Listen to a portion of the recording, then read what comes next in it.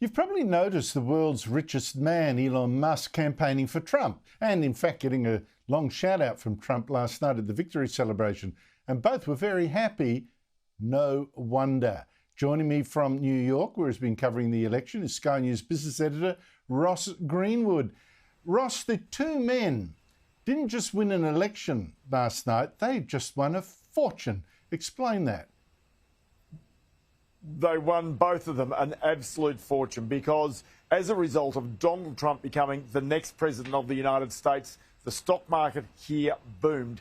But in particular, the biggest winner of all of those was Tesla, because quite clearly people think that as America goes to more electric vehicles in the future, as Donald Trump brings more manufacturing back to America, that really those types of companies will boom. So the shares in Elon Musk's Tesla, he's the biggest shareholder, basically went through the roof, up by 14.5%. And as a result, his wealth went up by $15.4 billion in one single day. Think about that, $15.4 billion in one single day. Now, he's the richest man in the world, there's no doubt. But it wasn't just him, it was Donald Trump as well.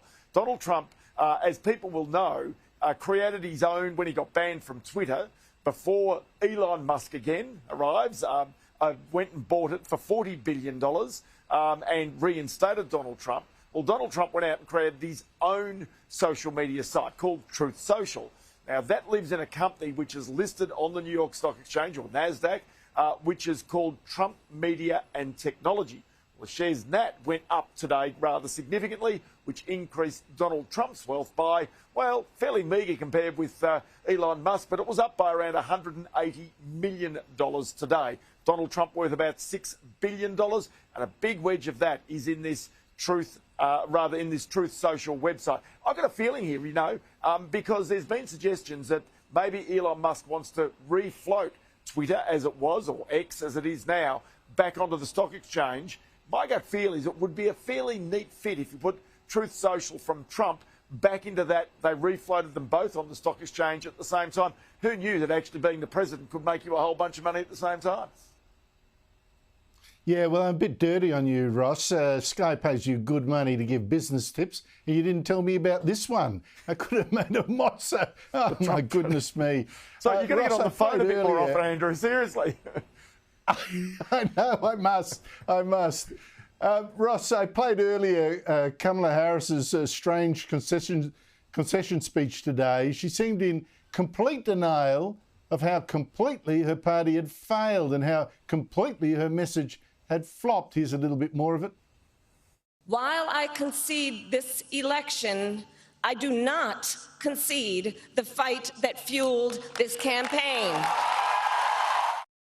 What did you make of her speech, Ross? Yeah, look, I must admit that it got to me that it just showed how far Kamala Harris was out of touch. She might have been in touch with the elite of the Democrat Party, that really in many ways they were pandering to. But as we've been speaking to people, even here in New York, those people were very conscious of the cost of living. They're very conscious also, to be honest, because they're Americans, for goodness sakes, as Australians are, aspirational. Trump was preaching something which was aspirational to them. In other words, get out there and work, get out there and set up businesses, and I will back you. That's what you want to hear from your government, not we will give you a handout from our morsels that we have got.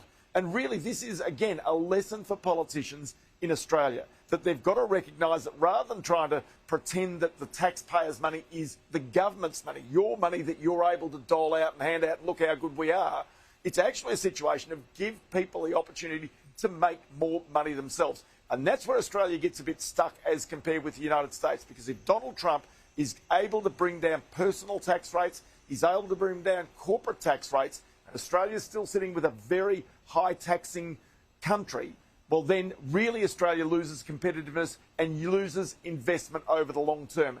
And that really is a wake-up call to all political parties in Australia that change has got to happen, I think.